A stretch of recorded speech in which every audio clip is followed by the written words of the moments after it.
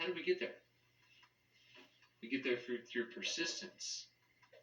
We get there through continuing to push the boundaries that we've held. If we keep on pushing past those boundaries, like with yoga, I'm gonna just come right at you. But I mean, if I was like, oh yeah, this is as far as I can reach, and I was like, well, I'll give you $5 if you can reach a little farther. I'm like, oh, okay, I can reach a little farther.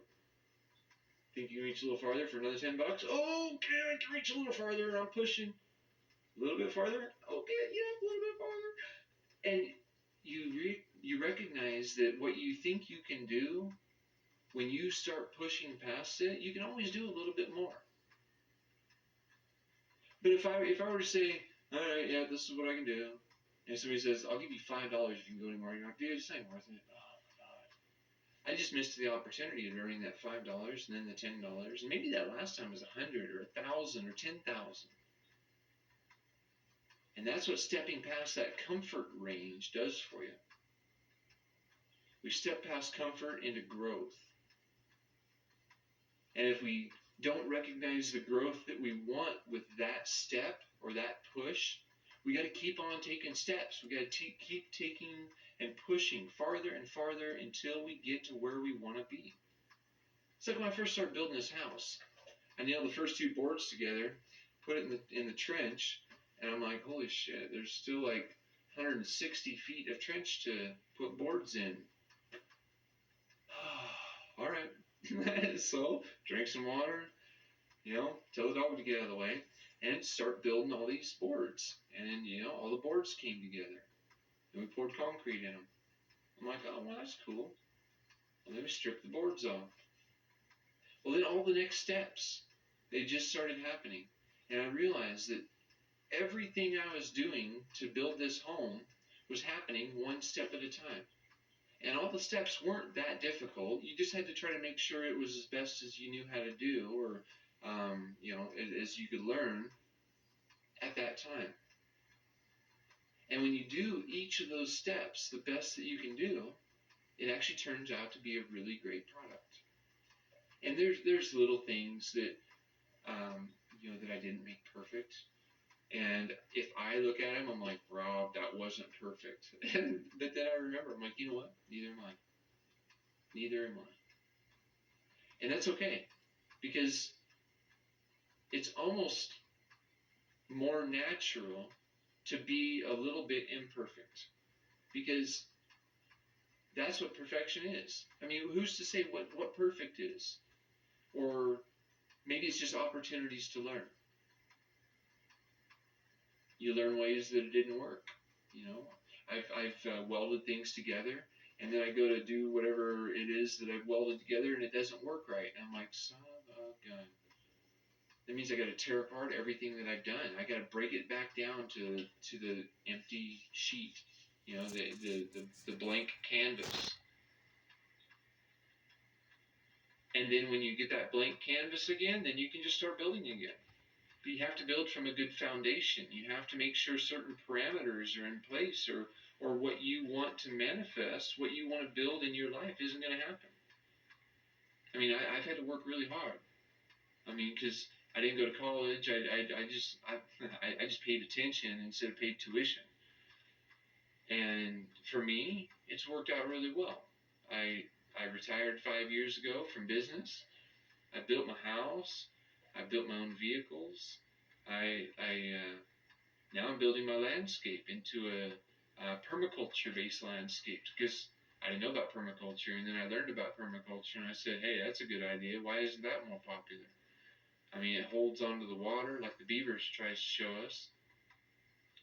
It, you don't even have to rake up the leaves in permaculture. I mean, when I was a kid, I'm like, why the hell am I raking up all these leaves? I'm like, aren't they good for something? And nope, you got to send them to the dump. But now I learned that if you leave the leaves on the ground, leave the leaves, right?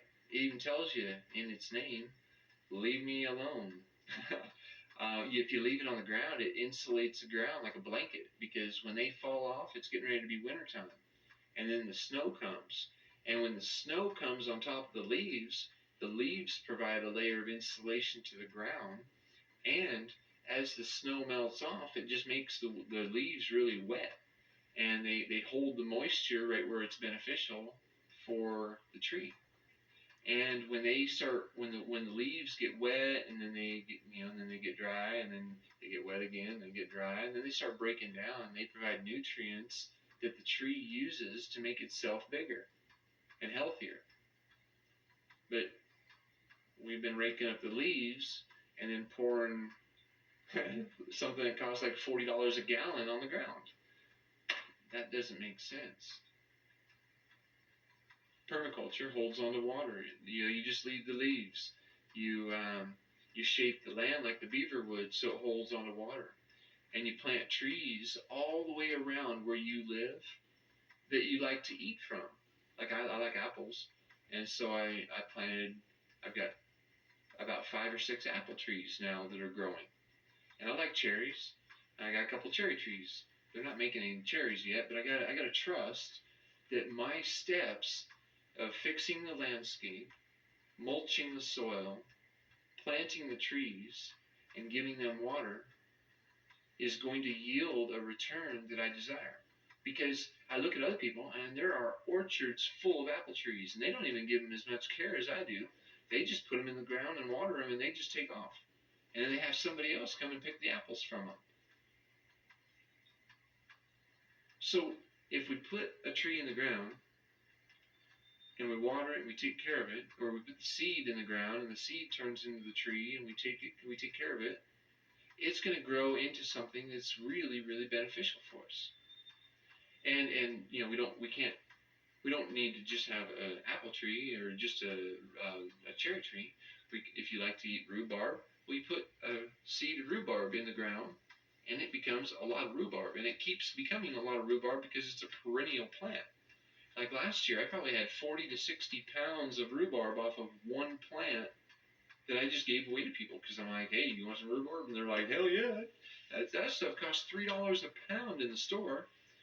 And it felt good because I was just able to give it to them because it just grew out of the ground. I mean, I gave it a little bit of water, and it grew up, and it grew really big.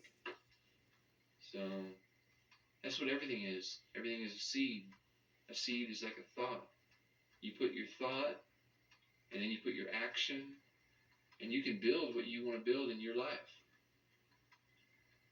So anyway, this is I'll start off with reading a chapter, and then I'll work in this little series here. I'll make some playlists, and then I'll share a few words of how it's benefited me in my life, knowing these different principles or different ideas, and how they've helped me grow.